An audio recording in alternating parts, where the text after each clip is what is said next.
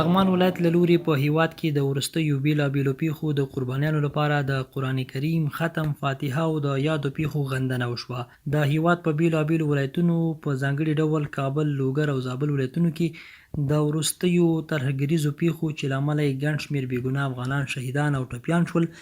د شهیدانو او ټپیانو لپاره د قرآن کریم ختم او د فاتحې مراسم ترسره شول. همداراز یادې پیښې وغندل شوې. هغه غونډه چې په همدې موخه د لغمان ولایت د ارشاد حج اوقافو په ریاست کې جوړه شوې وه،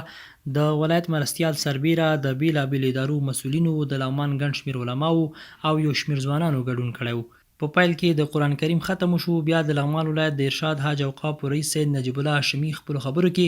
په کابل، لوګر، زابل او شمېر نور ولایتونو کې د وروستیو پیښو شهیدانو روح ته دعا وکړه او د داسې پیښو عاملین یې په کلکو ټکو وغندل. نوموړي زیاته کړه، په هیواد کې د وروستیو سختو پیښو له امله چې زموږ ډېر هیوادوال پکې شهیدان او لسګونه نور پکې ټپیان شول، په همدې مناسبت جلالتمآب ولسمشر ملي ماتم اعلان کړ چې نن په ټول هیواد کې ملي بیرغونه نیمه ځړول شوي دي. د لغمان د علماو په استازولۍ او د لغمان د مدارسو مساجدو په استازولۍ د کابل او د لوګر او د زابل او په ورته وخت ټول هیواد کې چې څومره وروستۍ پیښې شوي، غمیزې شوي، د هغې په مناسبت باندې تسلیت وایم،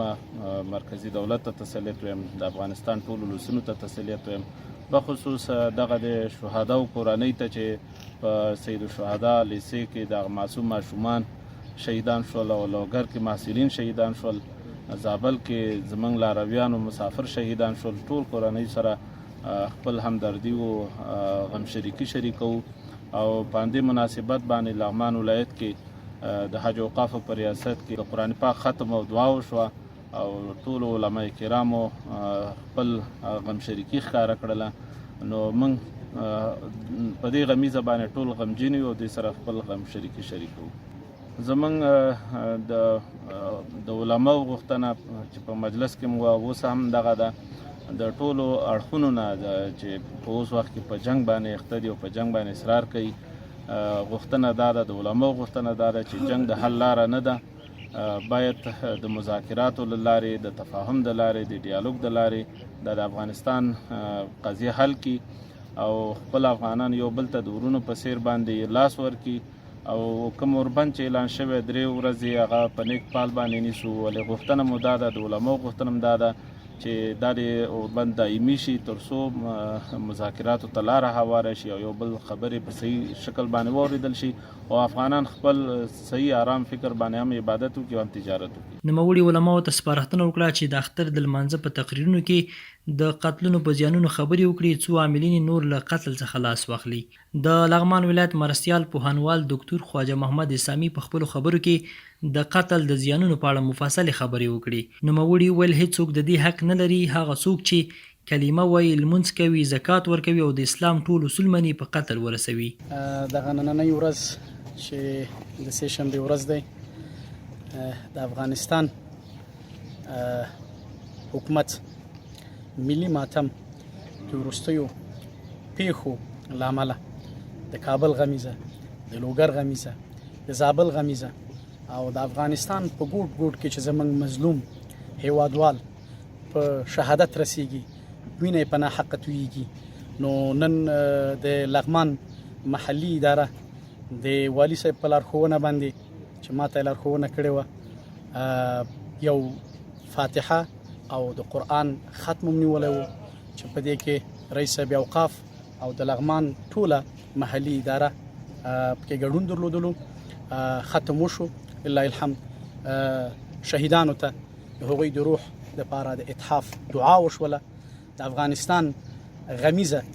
په اتفاق او اتحاد سره د ټولو افغانانو، د علماو، د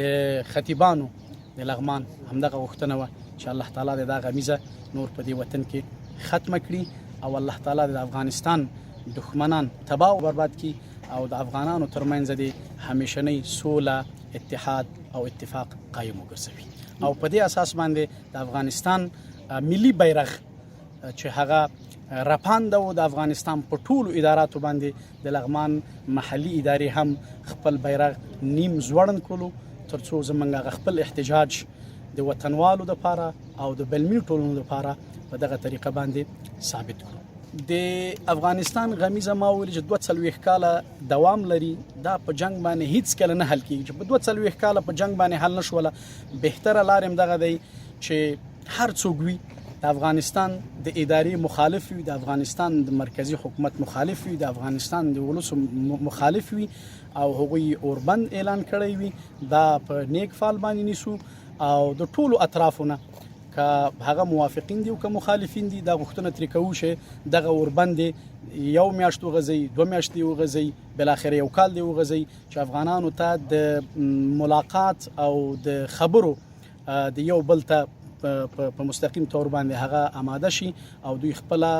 مشکل د خبرو او اترو لارې حل کړي. د ولایت مرستیال ویل په دې وروستیو کې د هیواد په شمیر ولایتونو کې خونړۍ پیښې وشوې او زمونږ ګڼ شمیر هیوادوال پکې په شهادت ورسېدل او ګڼ شمیر نور ټپیان شول.